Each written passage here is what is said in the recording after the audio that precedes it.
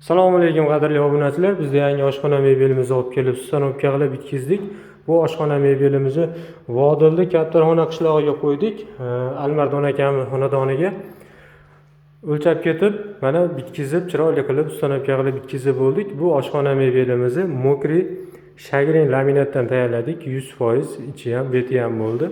Bu oshxona mebelimizni razmerlari, narxlari bizdan nimalari bo'lganigacha aytib o'tamiz. Videoni o'tkazmasdan oxirigacha ko'ringlar. Xudo xolasa chiqarib borayotgan ishlarimizni birinchilardan ko'rib borasizlar.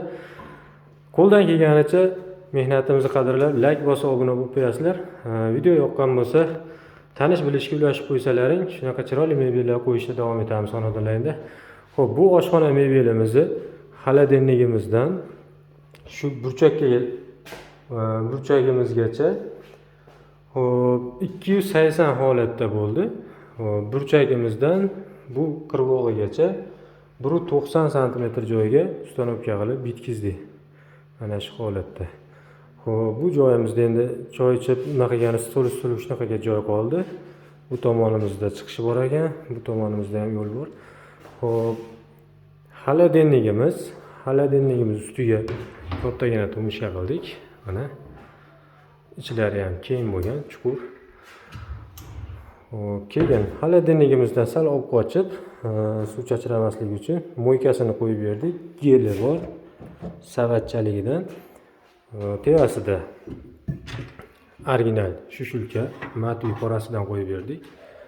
Bu tomonimizda osha-moshalarigacha to'rttadan qatirib, ruchkalarigacha chiroyli qilib turba ruchkalarni qo'yib berdik.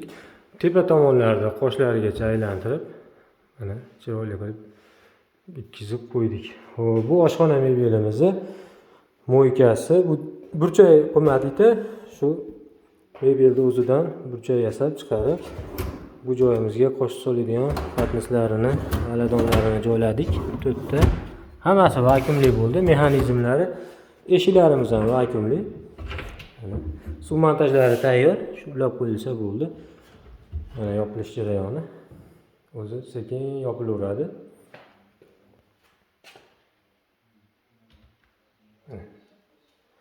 Bu oshxona mebelimizni chekkalarigacha plastmassa va xromka ishlatganmiz, korpuslariga ham. Bu tomonimizda mana chuqurgina qilib, taxta o'g'loq turadigan qilib, bu tomonni ichkariga o'tkazib yubordik. Bemalol katta narsalari ham turaveradi. Bu chekkamizga gazni o'rnashtirdik. Ichkasi tevasida kafeli xonadon egasi o'zi bosib qo'ygan joyi bor edi, o'zi tayyor bosilgan ekan.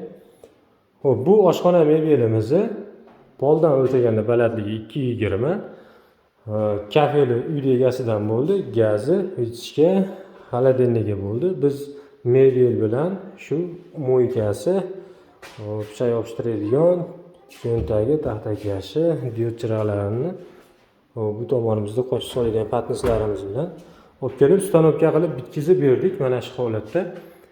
Bu oshxona mebelimizni bir pogona metrini 1 800 000 so'mdan qilyapmiz. Kafeli xonadon egasi o'zi bosib qo'ygani uchun 1 700 000 so'mdan hisoblab qilib berdik mana shu holatda. Bu oshxona mebelimizni общий narxi 6,5 million so'mga olib kelib ustanovka qilib, xudo xolasa bitkizib chiroyli o'rnatib bo'ldik mana. Ishimiz yoqqan bo'lsa, like bosib, obuna bo'lib qo'yinglar. Xudo xolasa chiqarib borayotgan ishlarimiz birinchilardan bo'lib ko'rib borasizlar. Video davomida xato kamchilik bo'lsa uzr so'raymiz. Qo'ldan kelgancha chiroyli qilib, mehnatlar qilib, mana shunaqa oshxona mebellar o'rnatishga davom etamiz.